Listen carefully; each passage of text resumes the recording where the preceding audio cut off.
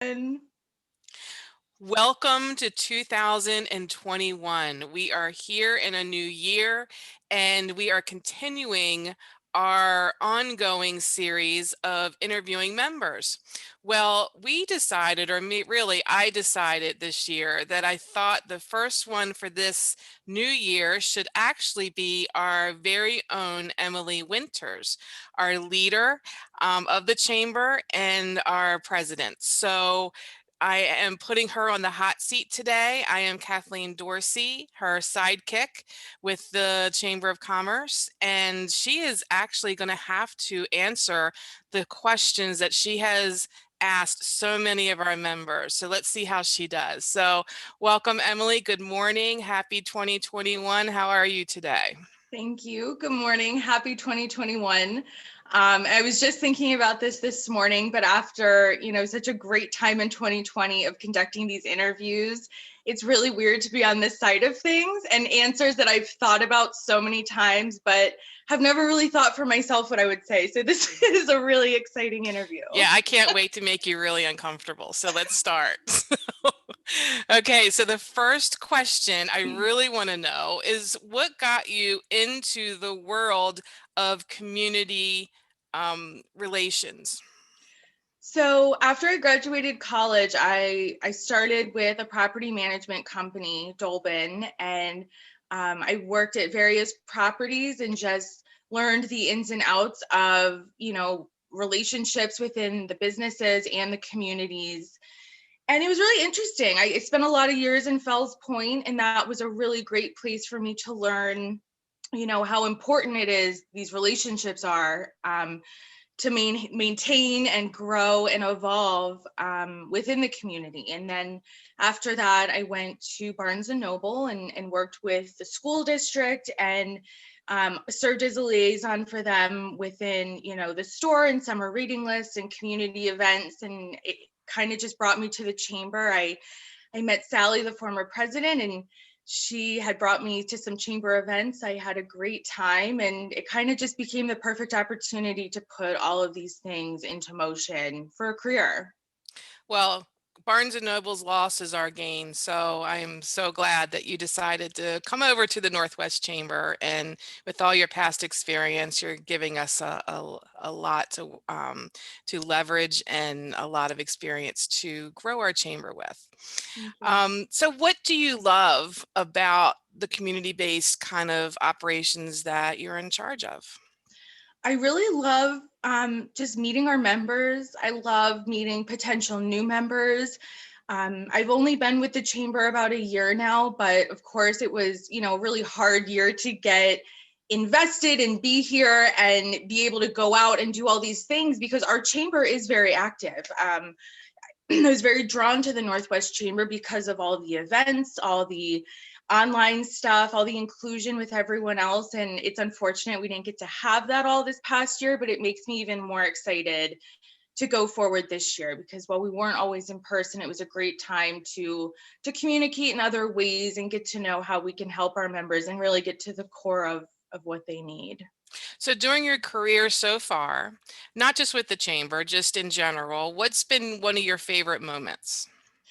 So I actually had been thinking about this, and I've got to say, while I was working at Barnes and Noble, I was, working with all of the Baltimore County Public Schools and just talking to them about past experiences, the origin of the school, and just really, getting in there. And I went to a school that my grandfather had actually opened over 50 years ago. He was the first principal of Pinewood Elementary School. And, he doesn't use the internet that often. He's 92 years old, 93 now. And they had been trying to get in touch with him for a long time. They had a framed picture of him in the office on like his first day on the job in the 50s. It was amazing. Oh, wow. And we found out that it was their 50th celebration of opening. So they were trying to get in touch with him so that he could come as the original principal and speak about the school. So I got to deliver this news to him. He was so overjoyed. And I mean, it was a really emotional moment. that happened just because I stumbled into this school and told them that my grandfather was a former principal, not realizing how much history was there. So a couple weeks later, my mom, my aunt, my grandfather, several members of our family, who a lot of them were BCPS instructors at some time, all came down, and we got to just watch this ceremony that we might not have known about. Oh my gosh. I mean, money can't buy that, right? Right. So that's amazing. That Yeah. that is a great memory and a great moment when your career kind of collided with your family. So Yeah. that's cool. Great. And any interesting or funny experiences through the years in your career to share? I think in the past couple years, it's really just been like the connections, like going from property management to education to community engagement. I've I've had someone involved at every turn. Like I've met someone who I've met somewhere else, and then they've gotten a new connection. I think being in the world of community work, it just you realize how many connections there are, and that it's really never ending. So I guess Great. as a summary, that Yeah. would be the case. That's awesome. So let's get into a little bit more about Emily, the person. I'm interested in a few answers that you're going to come up with. So let's see, what is your favorite word, Emily Winters? So I was thinking about this. Um, as a word, I was kind of thinking more of a phrase. It's a phrase that I love to use often with work, with my family, with my friends, everything. I'm a good old fashioned teamwork makes the dream work. I have been using this for a while. Sometimes I try to do things on my own and I don't always ask for help. So it's something that it's both like, silly and encouraging, but it also kind of reminds you that you really need to utilize your team to achieve the So dream. I'm smelling a new tagline for our 2021 Board of Directors. Yes. Okay, so we might need that up and as our tagline. So And maybe for the volunteer t-shirts, that would be a great line on the back. yes, that is true. So we now know what your favorite few words are, call AKA phrase. What is your favorite noise? I'm definitely a music person. As you know, we always love music while we're working and while we're driving. Um, I like to ride my bike, so that is, a couple hours of just music all the time. It just, yeah, it gets me creative, it gets me inspired. It also brings feelings of calm, and it kind of encompasses all of it, I think, listening to music. All right, so I have to throw in an extra question now. Who are your favorite bands, or what's your favorite music to ride your bike to? So right now it changes. I have a very eclectic taste in music. My father loves, CCR and old rock, and I love that kind of stuff. My mom is a Motown girl. But right now I'm fully in an 80s playlist. I think I played it for you last week, Yes, you did. but I've got a I, lot I of felt I felt like I was back in high school and doing homework. that's been my latest playlist is all 80s all the time. Well, that's great. Well, we're very happy to have you here at the chamber. But if there was another profession that you were going to be, what would that have been if you had attempted that? So I originally went to school for communications, public relations, crisis communications, but I actually wanted to be a journalist.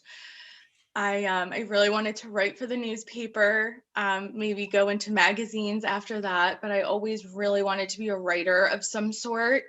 And it's a hard career to really feel confident about. So I kind of just put it on the back burner, and I can still write now, which is nice. Maybe make more of a hobby of it, but I was also thinking about this question because that is a very, college wise, that was my plan to be a journalist. But if I could do anything I wanted to do, even just to get the creative juices flowing, I did think about this. I would love to be someone who names nail polish colors.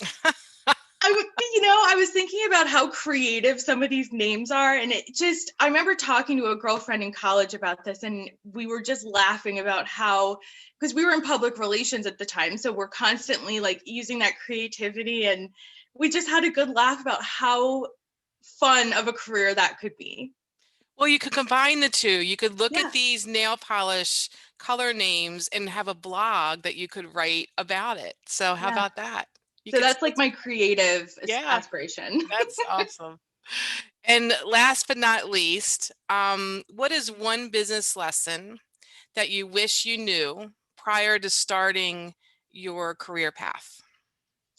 I think to not let discouragement mean total defeat. I think um I I've had a lot of trouble in the past just, taking things for what they are and moving past them. And sometimes it's really hard to not take things personally, or to not move off of them after a few days and really feel motivated to do something better about it.